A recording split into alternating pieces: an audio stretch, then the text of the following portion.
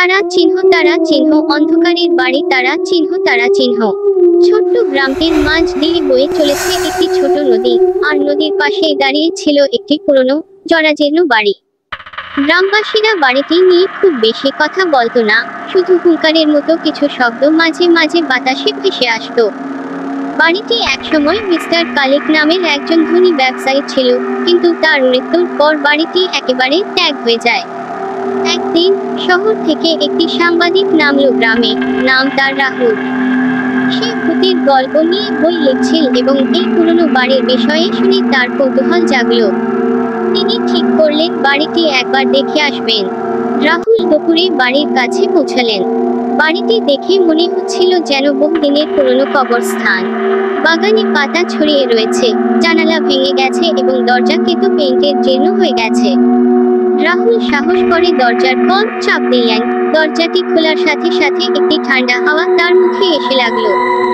বাড়ির ভিতরে ঢুকে তিনি অবাক হয়ে দেখলেন এক অদ্ভুত শীতল পরিবেশ। সবকিছু পুরনো, ধূলিময় এবং অন্ধকার।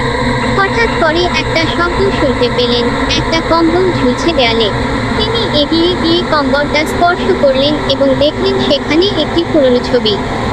ছবিতে ছিল মিস্টার কালিক, তার পাশে সুন্দর একটি মহিলা এবং একটি ছোট ছেলে। ছবির দিকে তাকিয়ে থাকা অবস্থায় রাহুলের মনে হলো ঘরের কোণ থেকে কিছু শীতল বাতাস আসছে। তিনি মৃদু কণ্ঠে বললেন, আপনারা কি এখানে রয়েছেন? এমনকি তার কণ্ঠ যেন শূন্যতায় মিলিয়ে গেল। এ সময় হঠাৎ করে ঘরটি একেবারে অন্ধকার হয়ে গেল।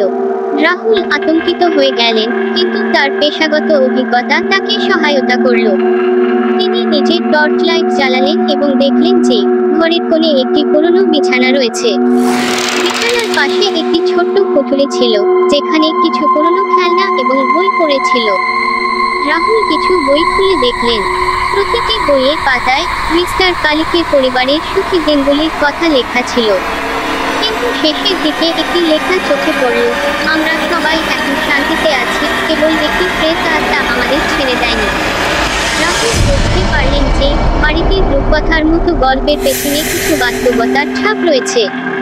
মৃত্যুর পরেও মিস্টার কালিকের পরিবার এখানকার শান্তি খুঁজছিল, কিন্তু কিছু অমীমাংসিত ব্যাপার হয়তো এখনো তাদের বাধা দিচ্ছিল। তখনই রাহুল অনুভব করলেন যে শীতল বাতাসের সাথে একটা প্রশান্তি এসেছে। সম্ভবত মিস্টার কালিক এবং তার পরিবারের আত্মা শান্তি পেয়েছে। রাহুল বাড়ি থেকে বের হয়ে আসলেন, কিন্তু তার মনে গভীর এক অনুভূতি নিয়ে গেলেন, মৃত্যু সত্ত্বেও কিছু আত্মা হয়তো এখনো তাদের অমীমাংসিত কাজ শেষ করতে চায়। রাহুলের বইটি প্রকাশিত হওয়ার পর অন্ধকারের বাড়ি গ্রামবাসীদের জন্য একটি স্মরণীয় কাহিনী হয়ে ওঠে, যা তারা আজও ভয় আর আশার মিশ্রণে আলোচনা করে।